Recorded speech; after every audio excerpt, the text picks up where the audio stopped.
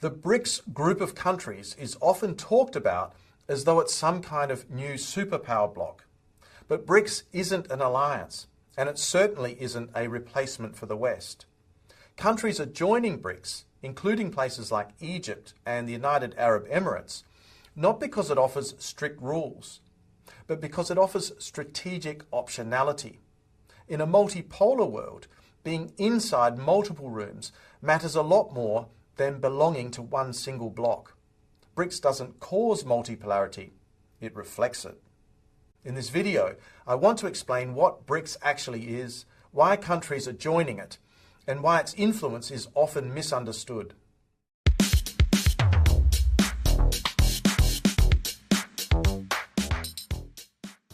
Here's the truth. BRICS is one of the most misunderstood acronyms in global politics today. And at the level of the individual citizen, it is probably even more mysterious.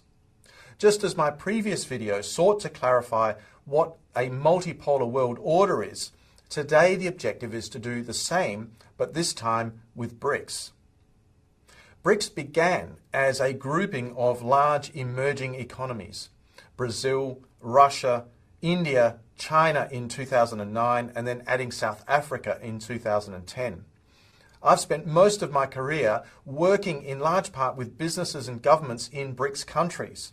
And for a large part of that time, the BRICS umbrella has been evolving. But this is what many people get wrong. BRICS is not a military alliance. It's not an economic union. And it does not operate through binding rules or enforcement. Instead, BRICS functions as a coordination forum, a place where major non-Western states can exchange views, signal shared concerns, and explore selective cooperation in areas like finance, development, and also diplomacy. Its purpose is not integration. BRICS is not a new international institution. Its purpose is optionality. The option is to unite on issues where national interests converge. BRICS gives its members an additional platform outside Western-led institutions without forcing them to abandon those institutions entirely. That distinction is critical. In the recent period, 2024 and 25, BRICS agreed to a major expansion, announcing the inclusion of countries such as Egypt, Ethiopia, Iran, the United Arab Emirates, and also Indonesia, with participation unfolding at different speeds. Saudi Arabia and Argentina were both invited but declined, and other countries like Vietnam have become partners of BRICS without being full members themselves. This enlargement tells us something very important. And this is the key point. BRICS is already perceived by many to be a de facto bloc capable of promoting the interests of the global South in world affairs. Countries are not joining BRICS because it offers a detailed rule book or economic guarantees. They are joining BRICS because it offers symbolic, diplomatic, and strategic value.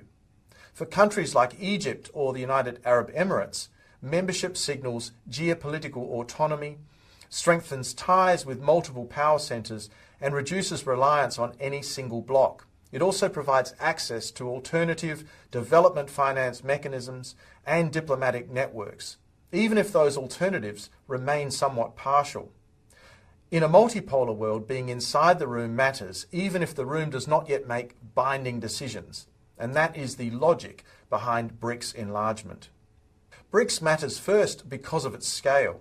Its members account for a very large share of the global population, energy production and consumption, commodity flows, and also industrial capacity.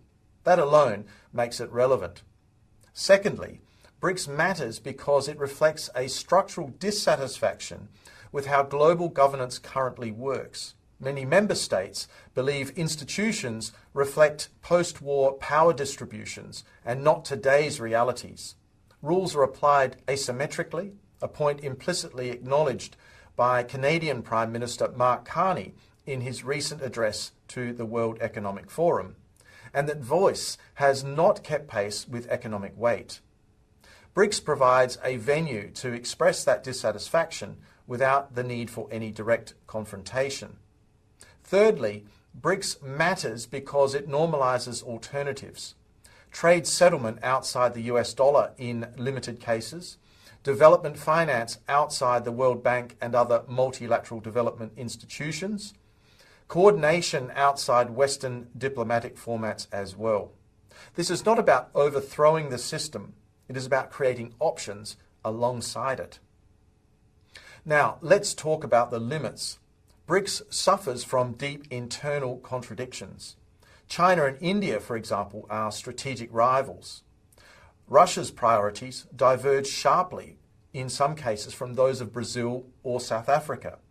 New members add diversity, but they also add friction. There is no enforcement mechanism, no shared crisis response, no unified strategic doctrine. Expansion increases reach, but it often reduces coherence. Most importantly, BRICS does not offer a comprehensive alternative global order. It offers fragments, not a replacement. In summary, BRICS does not replace Western power. It reflects the erosion of uncontested dominance. The world is not becoming bipolar or BRICS-led. It is becoming multipolar, fragmented and more negotiated. Understanding BRICS as a signal, not a solution, is key to understanding how power now operates in the era that we are entering. And that is the essential brief on BRICS. But what do you think? How do you think BRICS is going to evolve in the future? Let me know in the comments section below. And if you've enjoyed this video, don't forget to hit like and also subscribe to the channel if you have not already done so. On that note, I'd like to say thank you very much for your attention today, and I look forward to seeing you again soon in the next episode of Climate Mundial. Bye for now.